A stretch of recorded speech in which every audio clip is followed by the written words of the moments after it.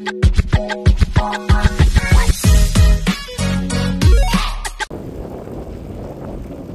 grabe. Parang itong weekend na hindi ko kaya yung lamig ah. Naka-gear na tayo ng warm. Kasi ano na eh, negative na eh.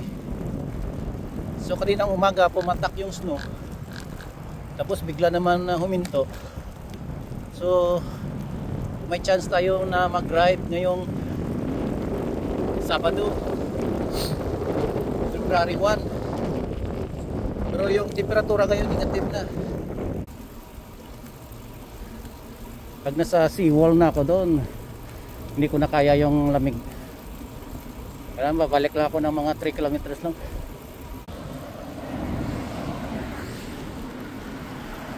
So uminit na naman. Yung init hindi makapenetrate sa sobrang lamig. Hindi kakayanin ng init kahit alas 12 na.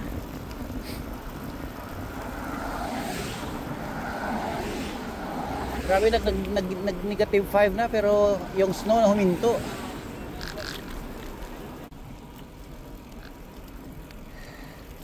Isang ikot lang tayo kahit maka 5 kilometers lang. Importante yung heart natin. Maganda yung takbo ng heart natin.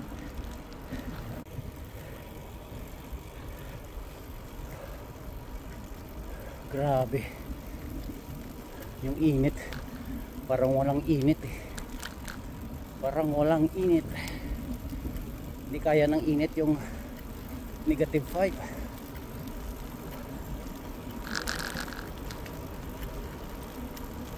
It's crazy.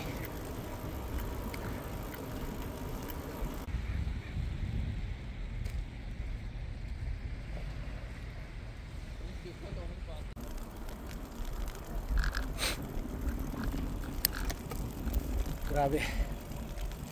Parang ako lang yung cyclist na patindi pa rin sa lamig kahit yung mga puti hindi ko nakikita yung mga puti nagbabike bihira lang yung ibang tao nagbabike kasi nga pag ganitong winter season bihira lang yung mga lumalabas.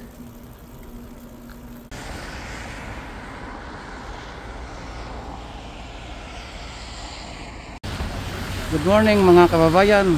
Magandang tanghali, magandang gabi kung anong oras man dyan sa atin, magandang hapon din. So kaninang umaga ng madaling araw, pagkagising ko sa downtown Vancouver, nag snow, pumatak yung snow. Pero yung after ng almusal ko, nakatulog ako ulit kasi nga hindi ako maka-ride ng itong weekend ng Saturday kasi nga nag snow nga. After 2 hours ko na natulog, kakain na naman ako. Pagkagising ko, uminit. So huminto yung patak ng snow. So kaya may chance akong mag-ride itong Saturday. So mga alas 12 na ng tanghali. Pero hindi kaya ng init yung sobrang lamig kasi nag-negative 5 na kami. Pero sa kabilang parte ng Vancouver, sa west saka sa north, ang kapal ng snow doon sa kanila, pero dito sa east saka sa amin dito sa south walang snow, pero yung temperatura sobrang lamig. So yung sobra kong excited na makapag-ride. Mali na naman yung gloves na nadala ko, yung half na gloves, hindi yung full kasi yung mga daliri ko tumitigas. So buti na lang nag-gear ako ng warm na pants saka winter sweater, yung thermal. So hindi pa rin kakayanin, sobra pa rin lamig. Grabe. So ngayon basa yung daan dahil nga nagmelt kagad yung snow, yung ice na pumatak kasi nga mayroon salt sa daan. So iikot lang ako para makapag-cardio ako ng aking heart, cardio exercise, kahit mga as usual mga 5 or 6 loop around sa amin papuntang Stanley Park tapos balik. So samahan nyo ako karangkada, mga karangkada. So pahinga muna ako dito sa ilalim ng Lions Gate Bridge. Kakain muna ako kasi kain sana ako doon ng lunch sa bahay, kaso lang pagkita kong uminit lumabas kagad ako. Kaya Kakain tayo dito sa ilalim ng Lionsgate Bridge. Napakaluwang bridge na to eh.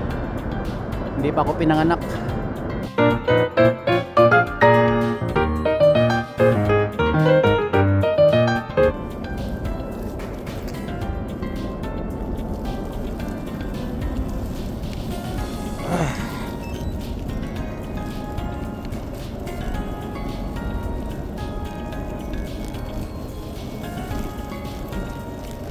Sarap talaga pag nagbike ka rin sa gravel eh.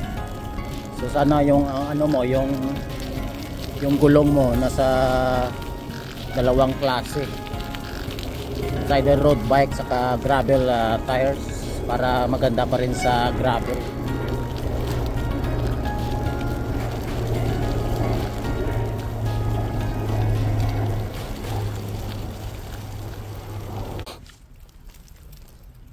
Resuming right.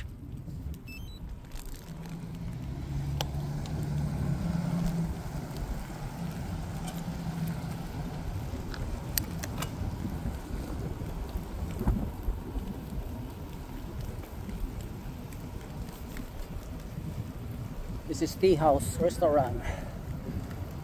So open sila kahit papano.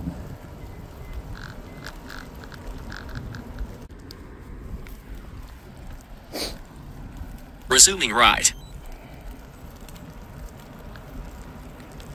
O pabalik na tayo. Kasi nga hindi ko na makaya yung daliri ko, naninigas na. Naninigas na yung daliri ko. Kasi nga yung dala kong gloves hindi yung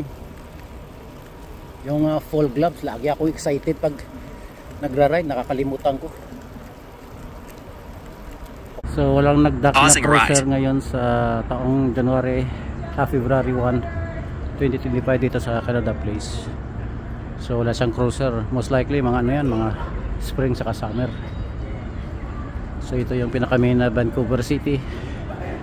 Ito po yung Vancouver City. Nandito tayo sa Convention Center saka sa World Trade Center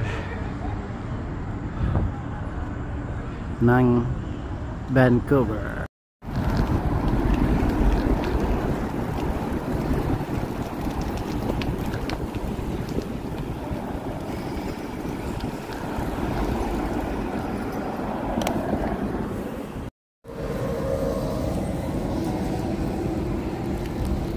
Resuming right.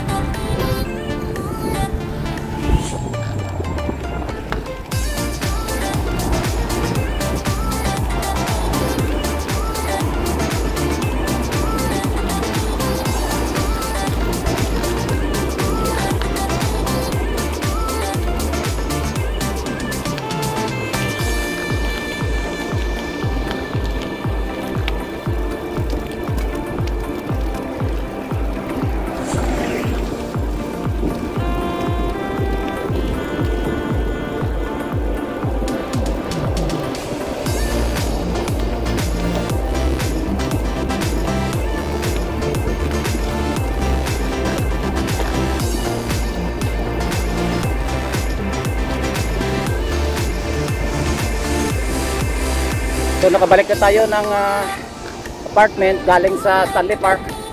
So naka 20 kilometers tayo ng ride. So bukas naman daw yung snow mag-falling. Sabi sa forecast. So wala pa rin masyadong snow dito sa Vancouver. So nakapag-ride tayo ng weekend. Sana next weekend na naman.